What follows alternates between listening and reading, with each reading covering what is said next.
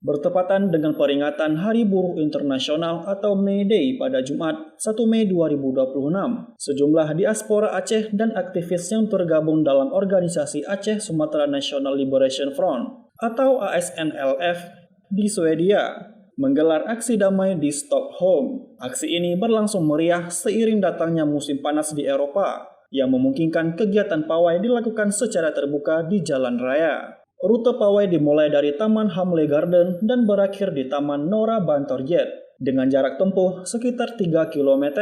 Dalam kegiatan tahunan itu, ASNLF Swedia turut berpartisipasi secara resmi setelah memperoleh izin untuk bergabung dalam parade, dengan posisi berada di belakang barisan Partai Sosial Demokrat Swedia. Selain membawa isu politik, aksi ini juga menjadi wadah bagi generasi diaspora Aceh, termasuk mereka yang lahir di negara-negara Skandinavia, untuk menyuarakan aspirasi terkait kondisi Aceh saat ini. Dalam pawai tersebut, para peserta membawa spanduk diantaranya bertuliskan "No Peace Without Justice" atau tidak ada perdamaian tanpa keadilan.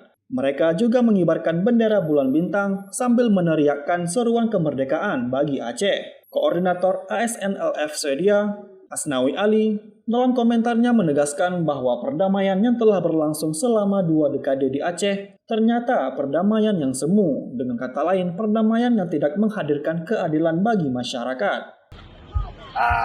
Hari ini, tanggal 1 Mei 2026, hari Jumat, kami warga Aceh yang bermukim di Swedia, yang tinggal di berbagai kota, hari ini berkumpul di pusat kota ibu kota Swedia, yaitu di Stockholm, tepatnya di Hamle Garden, yaitu untuk merayakan Hari May Day, Hari Buruh.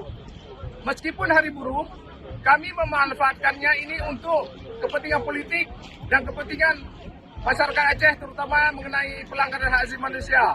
Sebagaimana kita ketahui bahwa perdamaian di Aceh tanpa keadilan setelah 2 dekade lamanya dan terbukti apa yang terjadi di Aceh saat ini, banyak ketidakadilan.